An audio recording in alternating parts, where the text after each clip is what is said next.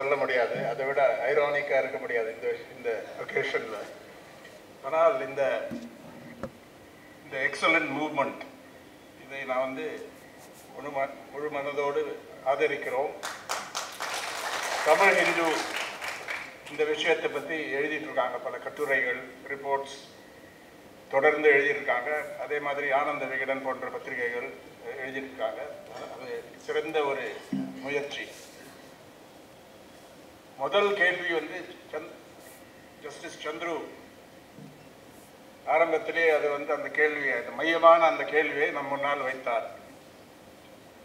என்னுடைய நண்பரும் ஞானி, கான்ட்ரேரியன் என்று சொல்லுவோம் சில நேரத்தில். அந்த ஞானியின் சவாலுக்கு சந்துரு அவர்கள் ரொம்ப ஒரு சீரியஸ் பதில் கொடுத்தார். அதில் தான் பல விஷயங்கள் அடங்கி இருக்கின்றன. ஏன் ஹார்வர்ட் பல்கலைக்கழகத்தில் இதை பண்ணணும், ஏன் இங்கே பண்ண முடியாது, ஏன் ஒரு இந்தியன் யூனிவர்சிட்டியில் செய்ய முடியாது? அதுக்கு பதில் யரசர இப்போ சொல்லிட்டார். அதாவது ஆஃப்டர் கிளாசிக்கல் லாங்குவேஜ் ஸ்டேட்டஸ் ஒரு இன்ஸ்டிடியூஷன் அனௌன்ஸ் பண்ணாங்க. அதோடைய நிலைமை எப்படி இருக்குங்கிறது இன்றைக்கு எல்லாருக்கும் தெரியும். அதே மாதிரி ரோஜா முத்தையா லைப்ரரி பற்றியும் பேசினார்கள் எழுத்தாளர் ராமகிருஷ்ணன். நானும் போய் அதை பார்த்துருக்கேன். அது சரியான பில்டிங் கூட கிடைக்கல. பல முறை பல அஃபீஷியல்ஸை அப்ரோச் பண்ணால் கூட அதுக்கு இன்னும் வெற்றி கிடைக்கவில்லை. சிறந்த ஒரு கலெக்ஷன், சிறந்த கியூரேட்டர்ஸ் இருக்காங்க அங்கே, லைப்ரேரியன்ஸ் அண்ட் கியூரேட்டர்ஸ். ஆனால் அவங்களுக்கு போதுமான வசதிகள் இல்லை. ஏ.கே. ராமானுஜம் அவர்கள், அவர் இருந்திருந்தால் வேறு மாதிரி போயிருக்கலாம். அவர் மறைவுக்கு பிறகு இது ஒரு நமக்கு பெரிய ஒரு disappointment that we could not get more support. அதே மாதிரி தஞ்சையில் நடக்கக்கூடிய அந்த ரிசர்ச் ஒரு காலத்தில் நிறைய ப்ராமிஸ் இருந்தது. ஆனால் என்னுடைய நீண்டகால நண்பர் ப்ரொஃபஸர் கராஷிமா கடைசியில் அவர் ரொம்ப வருத்தத்துடன் இது சரியாக நடக்கவில்லை அந்த கான்ஃபரன்ஸ் கூட என்று சொல்லி அந்த இன்விடேஷனை அவர் மறுத்து விட்டார். நான் கூட அது தலையிட்டேன். அவரோட பேசி பார்த்தோம். அவர் ரொம்ப ஃபர்மாக வர முடியாது என்ற அந்த கான்ஃபரன்ஸுக்கு சொன்னார். ஏன் இந்த நிலை என்பதுதான் முக்கியமான கேள்வி. ஒரு சிறந்த சில கருத்துக்களை வைத்தவர் professor Sheldon Pollock of Columbia University. எனக்கு அவரை தெரியும். நாங்கள் வந்து ஹிந்துவில் 2008 நவம்பரில் அவருடைய ஒரு சிறந்த ஒரு ஆர்டிக்கிள், ஒரு கட்டுரையை நாங்கள் பப்ளிஷ் பண்ணிட்டு இருந்தோம். The real classical language debate. அதை பற்றி கூட பல எக்ஸ்பர்ட்ஸ் இன்றைக்கு அதை பற்றி பேசினாங்க. Touched upon that. அவருடைய அசஸ்மெண்ட் என்ன? அவர் வந்து ப்ரொஃபஸர் ஆஃப் சான்ஸ்கிரிட். இன்றைக்கு நம்ம வந்து இது ஒரு கம்யூனிட்டி பேஸ்ட் இது இருக்கு. ஆனால் அவருடைய டெசிக்னேஷன் என்ன? Aravind Raghunathan professor of Sanskrit and South Asian studies at Columbia University. நானும் ஒரு காலத்தில் கொலம்பியா யூனிவர்சிட்டியில் படித்தேன். அதாவது ஒரு நபர் ப்ராப்ளி கேவ் ஒன் செக். அது வந்து ஒரு எண்டவுட் சேர். ஷெல்டன் பாலக் இன்றைக்கு அங்கே சிறந்த முறையில் பணிபுரிந்து வருகிறார், ஆராய்ச்சி செய்து வருகிறார். அதாவது ரொம்ப ரிஃப்ளெக்டிவ் ஒரு ஸ்காலர். அதுலேருந்து அவர் என்ன சொல்கிறாருன்னா, இன்றைக்கு அதாவது சம்ஸ்கிருதத்தில் பர்தஹரியோடைய ஒரு சேயிங்கை கோட் பண்ணி, one should not wait until the house is burning to dig a well. One should not wait until the house is burning to dig the well என்று சொல்லி, அந்த இதுதான் முக்கியம். அந்த house of Indian classical language study is not only burning, it is almost in ashes. The house of Indian classical language study is in bad shape என்றது அவருடைய ஒரு honest opinion. மூர்க்கத்தனமாக அவர் சில பேர் பச்சையாக ஒரு வல்கராக அட்டாக் பண்ணி இப்போ ரீசெண்டாக படிச்சிருப்பீங்க பேப்பர்ஸில். ஷெல்டன் பாலக் அவர் வந்து general editor of the Murty library of Indian classical languages. ஒரு சிறந்த ஒரு இயக்கம் அது. ரோஹான் மூர்த்தி, நாராயணமூர்த்தியோட சன் ரோஹான் மூர்த்தி அதை ஃபண்ட் பண்ணி அவர் ரொம்ப சிறப்பாக நடத்தி கொண்டு வராங்க. அவங்க வந்து they publish original English translations of classics. பல இதில் பண்ணுறாங்க. அவர் என்ன எதுக்கு அட்டாக் பண்ணாங்க? அவர் is the greatest champion of Indian classical studies Sheldon Pollock அவர்கள். ஆனஸ்டாக அவருடைய வியூவை வந்து பச்சையாக சொல்கிறார். இந்த மாதிரி 2 எடுத்துக்காட்டுகள். அவர் தமிழை பற்றி அவர் சொல்லலை, அது வரலாம். எனக்கு அது I don't know if I am competent to comment on that. ஆனால் he has made the point. அவர் வந்து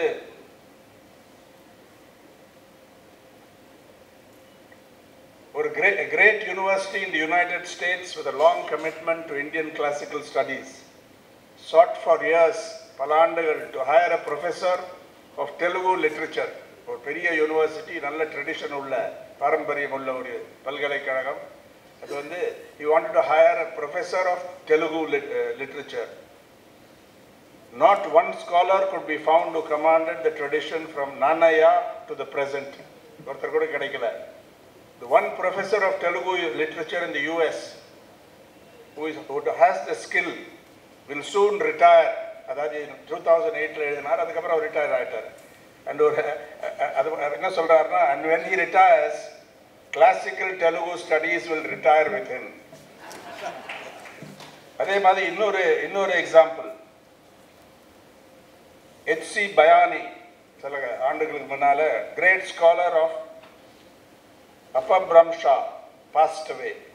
With his death, so far as I am able to judge, என்று ஷெல்டன் பாலக் சொல்றார், the field of N.Ram studies itself died in India. அதை படிச்சீங்கன்னா before independence இந்த scholarship ஒன்று இது neglect ஆகலை. பல கிரேட் ஸ்காலர்ஸ் இருந்தாங்க பல ஏரியாஸில், கிரேட் இந்தியன் லாங்குவேஜஸில், classical studies, classical period going back.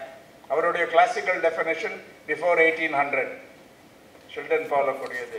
நம்ம கிளாசிக்கல் தமிழை பார்த்தீங்கன்னா அது it goes back 2000 years. Sangam literature அதை பற்றி அவர் அதிகமாக சொல்லவில்லை, ஏன்னா அது is not studied that area. ஆனால் இன்றைக்கு அந்த பேர் சொன்னதை பார்த்தா same thing applies to Tamil classical studies. அதனால் இந்த எஃபர்ட், இந்த initiative has got one thing right. Primary focus, ஒருவேளை ஹார்வர்ட் யூனிவர்சிட்டி அதில் இன்புட் இருந்திருக்கலாம். Primary focus will be on சங்கம் லிட்ரேச்சர் மட்டும் இல்லை, சங்கம். அதுக்கு வந்து ஃபிலாலஜி, லிங்குவிஸ்டிக்ஸ் எல்லாம் வரும் தமிழ் ஸ்டடீஸ்னா, இன்க்ளூடிங் லிட்ரேச்சர். அந்த ஒரு ஆல்ரவுண்ட் கெப்பாசிட்டி இன்றைக்கு பல ஸ்காலர்ஸ் இந்தியாவில் இல்லை கிட்டத்தட்ட என்று அவருடைய ஆழமான கருத்து, ஆனஸ்ட் கருத்து. And he has been campaigning to change the situation. அவர் என்ன எழுதியிருக்காருன்னா, இதை விட ஒரு டீட்டெயில் கட்டுரையில் தி கிரைசிஸ் இன் த கிளாசிக்ஸ் என்று ஒரு அகடமிக் பேப்பர் எழுதியிருக்காரு. அது ரெஃபரன்ஸ் கூட நான் கொடுக்க முடியும், ஒரு டீட்டெயில். இதே ஐடியாவை எலாபரேட் பண்ணி கொடுத்துருக்காரு. பப்ளிஷ்ட் இன் சோஷியல் ரிசர்ச் இன் 2011. இதோடைய இந்த ஆர்குமெண்ட்டை சப்ஸ்டான்ஷியேட் பண்ணுறாரு. அதில் அதுக்கு கிளியர் எவிடன்ஸ் கொடுத்து பல எக்ஸாம்பிள்ஸ் கொடுத்து அதை வந்து இந்த பாயிண்ட்டை வந்து அழுத்தமாக சொல்கிறார் ப்ரொஃபஸர் ஷெல்டன் பாலக். தமிழ் ஆராய்ச்சியை பொறுத்தவரையிலும் எனக்கு தெரிஞ்ச அளவுக்கு சில மாற்றங்கள் இருக்கு situation. Iravatham Mahadevan, one of the world's leading authority, Indus Valley script ல இன்னைக்கு world famous expert. அதே மாதிரி தமிழ் பிரம்மி ஸ்கிரிப்ட், அவருடைய புக்கு வந்து சில பேர் பார்த்துருப்பீங்க. கிரியா ராமகிருஷ்ணனுடைய சிறந்த முயற்சி அதில் இருக்கு in publishing it, but it was published early Tamil epigraphy. அதாவது தமிழ் பிரம்மி ஸ்கிரிப்ட் பற்றி ஒரு definitive study, the best study இது வரைக்கும். புது எடிஷன் கூட இப்போ வருது. Professor Michael Witzel of Harvard, professor of Sanskrit, எனக்கு அவர் தெரியும். அவர் ஒரு கட்டுரை எழுதியிருந்தார் எங்கள் இண்டோ குரூப் பப்ளிகேஷனுக்கு. அவரோட நான் வந்து தொடர்ந்து அவரோடைய கம்யூனிகேட் பண்ணிட்டு இருந்தேன். இன் பாசிங் சொன்ன மகாதேவன் ஹேஸ் திஸ் இந்த மேனுஸ்கிரிப்ட். யாரும் அந்த மேனுஸ்கிரிப்டை அப்போ பப்ளிஷ் பண்ணுறதுக்கு யாரும் தயாராக இல்லை. உடனே professor of Sanskrit at Harvard எனக்கு எழுதினார் வந்து, எனக்கு ஒரு ஸ்மால் கிராண்ட் இருக்கு. I will be able to publish it in the Harvard Oriental series. Simultaneously, Kriya இங்க சிறந்த முறையில் ஒரு பியூட்டிஃபுல் புக் அது வந்திருக்கு. அது படிச்சு பாருங்க. Early Tamil Epigraphy. மகாதேவனோட ஆராய்ச்சி அவரோட, அதாவது பிரம்மி script, Tamil பிரம்மி script.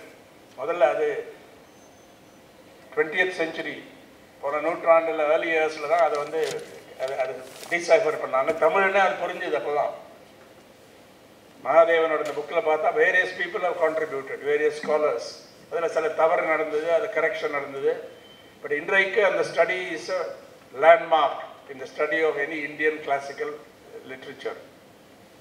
Michael Witzel, professor of Sanskrit, அவருக்கு இருக்கிற அந்த அக்கறை, got it published and in India also available in Indian editions. அதே மாதிரி இன்னைக்கு நான் அந்த மூர்த்தி லைப்ரரி ஆஃப் கிளாசிக்கல் ஸ்டடீஸ்ன்னு சொன்னேன். அது that holds real promise. அது Columbia University professor, is the general editor. அவரும் ஹார்வர்டில் தான் படித்தார் முதல்ல. ரோஹான் மூர்த்தியும் ஹார்வர்டில் தான் போனார். அதனால் ஹார்வர்டில் ஒரு இன்ஸ்பிரேஷன் இந்த மாதிரி ஸ்டடீஸுக்கு it comes from time to time. Mahadevan வந்து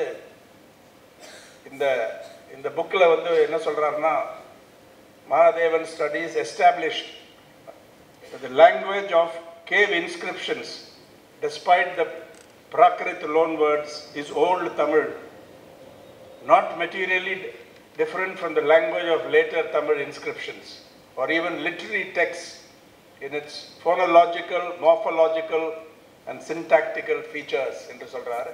இன்னொரு விஷயம், மகாதேவன் வந்து ஒரு ஷோவனிஸ்ட் வியூ கிடையாது எதுலேயும். அவர் ஒரு ஐஏஎஸ் ஆஃபீஸர், அப்புறம் ஒரு எடிட்டராக இருந்தார் தினமணியில். ஒரு ரொம்ப சிறந்த ஒரு பணியாற்றி இருக்கிறார் இந்த துறையில். பட் அவர் என்ன சொல்கிறாருன்னா, இந்த Tamil பிரம்மி script when it came here, we need not exaggerate the antiquity of the script written Tamil. இந்த scientific investigationல தெரிஞ்சது என்னன்னா, through carbon dating and other methods, it cannot be older than 3rd century BC. அது போகிறோம் 3rd century BC ஒரு மொழி, ஒரு script dates back. அது போகிறோம் மோர் தென் enough.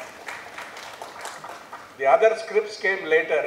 இது வந்து அதனால் அது வெக்கப்படக்கூடிய ஒரு விஷயம் இல்லை, ஒரு இன்ஃபீரியர் சுப்பீரியர் இல்லை. அதுதான் உண்மை. ஃபேக்ட்ஸ் அதுதான், ஹிஸ்டாரிக்கல் ட்ரூத் அதுதான் என்று அது சொல்கிறார். ஆனால் அந்த ஸ்டடியில் ஒரு விஷயம் ஹைலைட் பண்ணது இன்னைக்கு சொன்னால் யூஸ்ஃபுல்லாக இருக்கும்னு நினைக்கிறேன். பிரம்மி ஸ்கிரிப்ட் மௌரியன் எம்பையர்லேருந்து வந்தது. went to Sri Lanka also. அது வந்து இங்கே வரும்பொழுது it came to the Brahmi script reached up கிட்டத்தட்ட அசோகா காலத்தில் reached upper South India, அதாவது Andhra, Carnatic regions and the Tamil country at about the same time. அதோட influence during the 3rd century BC. In the wake of the southern spread of Jainism and Buddhism, அதை மறந்து விட முடியாது. Contribution made by Jainism and Buddhism to Tamil studies and even in the script, development of the script. However, என்ன சொல்றாரு, ரொம்ப அழகாக மகாதேவன் இது சொல்றாரு, the results of introduction of writing in the two regions had strikingly different impact. அங்க ஒரு விதமான impact, இங்க வேற விதமான இம்பாக்ட் தமிழ்நாட்டில். The most interesting aspect of Tamil literacy when compared with the situation in contemporary upper South India are, இதுதான் முக்கியம். 1, its much earlier commencement. அதில் டவுட்டே இல்லை. இந்த ஸ்கிரிப்ட் வந்து இங்கே people took to this script ரொம்ப ஈஸியாக. அந்த பிரம்மி ஸ்கிரிப்ட் அதுக்கப்புறம் தான் வட்ட எழுத்து வந்தது. அதுக்கப்புறம் தான் அதுலேருந்து தான் மாடர்ன் தமிழ் ஸ்கிரிப்ட் வந்தது. ரெண்டாவது வந்து use of local languages for all purposes from the beginning. எல்லா துறைகளிலும் அதுக்கு ஒரு அப்ளிகேஷன் இருந்தது. 3, இதுதான் most important, its popular democratic character. இதனால் அந்த இதில் ஒன்றும் தவறு இல்லை. It took time to develop. There also great languages, Telugu, Kannada, இதெல்லாம். நீதி அரசர் இப்போ சொன்ன மாதிரி வேறு எந்த மொழியும் நெகட்டிவாக நம்ம பார்க்கக்கூடாது. அது பண்ணால் நம்ம it enjoys only Tamil studies. அதனால் இந்த situation in Tamil Nadu ஒரு அளவுக்கு வேற மாதிரி இருக்கலாம். ஆனால் from இது இப்போ we can't be satisfied with this. இந்த முயற்சியை ரொம்ப ஸ்ட்ராங்காக we must get support. இதுக்கு என்ன அட்வான்டேஜ்னா எல்லா அரசியல் கட்சிகளும் எலெக்ஷனுக்கு முன்னாலே இதை வந்து ஆதரிச்சிட்டாங்க. அட்லீஸ்ட் in some way மேனிஃபெஸ்டோலையோ இல்லை பேச்சிலையோ ஆதரிச்சிட்டாங்க. நல்ல விஷயம். 2 sitting judges are here, maybe in their individual capacity, இருந்தாலும் very clear. ஒரு ஃபார்மர் ஜட்ஜ், நீண்டகால நண்பர் சந்துரு இருக்கார், எழுத்தாளர்கள் சிவகுமார், டாக்டர்ஸ் எல்லாரும் இருக்காங்க. அதனால் இது ஒரு கன்சென்சஸுக்குரிய ஒரு விஷயம். இதில் ஒன்றும் சர்ச்சை இருக்க முடியாது. அதாவது அந்த ஞானி சவாலை மீண்டு விட்டால் இதுக்கு வேற எந்த கான்ட்ரவர்சியும் வர வழி இல்லை. யாரோ ஜோக் கூட பண்ணாங்க, நான் இங்கே இருக்கும்போது உயிரை காப்பாற்றுறதுக்கு ஹெல்மெட் போடணும்னு ஒரு உத்தரவு இருந்தது. இன்றைக்கி அதை செய்ய முடியாது, எல்லா தமிழர்களும் அதை கொடுக்கணும்னு சொல்லி. இருந்தாலும் ஒரு மாரல் மேண்டேட்டாக எடுத்துக்கொண்டு எல்லாரும் இன்றைக்கு we must support it in whatever way. ஆனால் என்னுடைய கருத்து என்னன்னா, வெறும் ஒரு அமெச்சர் எஃபர்ட்டாகவே இது இருக்க முடியாது. அந்த இந்த இந்த ஆர்கனைசேஷன் தமிழ்ச்சேர் இன்க், harvardtamilchair.com அதெல்லாம் படிச்சிங்கன்னா அட்மினிஸ்ட்ரேட்டிவ் எக்ஸ்பென்சஸுக்கு ₹1 கூட போகாது, $1 கூட போகாது. இதில் everything goes to Harvard university. மீது எல்லாம் வாலண்டியர் எஃபர்ட், எல்லாம் அவங்க கொடுக்குற எஃபர்ட். ஆனால் that means we cannot assume ஒரு அமெச்சர் எஃபர்ட் இருக்க முடியாது. அதுக்கு ஒரு அமெரிக்காவில் செய்கிறாங்க, அவங்களுடைய ஆஃபீஸை யூஸ் பண்ணியோ அவங்களுடைய சொந்த முயற்சியிலையோ தேவ் ஆர்கனைஸ் இந்த அளவுக்கு. ஆனால் இந்தியா பொறுத்த வரலையும் we need a professional effort. ப்ரொஃபஷனல்னால் யாரும் பே பண்ண தேவையில்லை. சில இண்டஸ்ட்ரியலிஸ்டோ சில பத்திரிகைகள், எங்கள் மாதிரி பத்திரிகைகளோ சேர்ந்து செட்டப் ஒரு ஆஃபீஸ், ஒரு இயக்கம், அதுக்கு செக்ரட்டரிஸ் வேணும், அதை ரெகுலராக அதுக்கு ஆன்சர் பண்ண அதை மேனேஜ் பண்ணக்கூடிய அந்த வசதிகள் வேணும், ஒரு இடம் வேண்டும். இதெல்லாம் இல்லைன்னா it will be very difficult to meet the target. அதே நேரத்தில் governments have to be approached. குறிப்பாக நாங்கள் வந்து ரொம்ப எதிர்பார்த்துட்ருக்கோம் இந்த கவர்மெண்ட்டில். $2 மில்லியன் கொடுப்பாங்களா, $3 மில்லியன் கொடுப்பாங்களா? கவர்மெண்ட்டில் வந்துட்டால் மீதி கட்சிகளும் கொண்டு வந்து கொடுப்பாங்க. இப்போ அதுக்கு தான் காத்துட்ருக்கோம். ஆனால் அது அப்பாயின்மெண்ட் கிடைக்கணும். அந்த இதில் அதுக்கெல்லாம் இங்கே இருக்கிறவங்க தான் முயற்சி செய்ய முடியும். அதனால் இது ஒரு ப்ராக்டிக்கல் இஷ்யூ. இதில் நம்ம ஜட்ஜஸ் அண்ட் அதர்ஸை இன்வால்வ் பண்ண தேவையில்லை.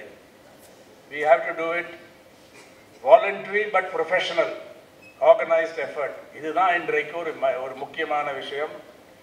இதை செய்யலைன்னா we won't be able to express our appreciation and gratitude to the 2 doctors. அவங்க அப்ஃப்ரண்ட் கொடுத்துட்டாங்க. அதில் சில காம்ப்ளிகேஷன் கூட வரலாம். ஒரு சில விஷயங்களை இன்னும் கொஞ்சம் ஆழமாக லீகலாக பார்த்து, ஏன்னா இது வந்து இந்த ஆர்கனைசேஷன் இது ஒரு நான் ப்ராஃபிட் ஆர்கனைசேஷன், நான் profit 501(c)(3 organisation.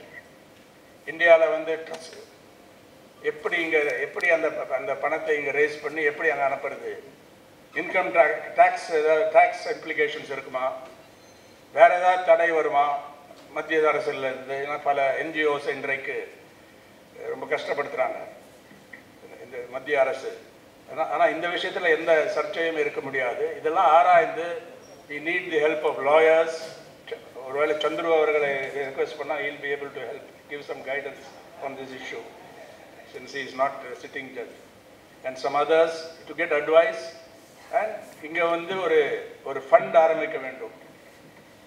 provided it is legal, provided அதில் பாதி shouldn't go in tax, provided no other obstacles come. அதை வந்து முதல்ல அதை வந்து make it clear and then இங்கே லான்ச் பண்ணால் பத்திரிகைகள் மூலம் முடியும்.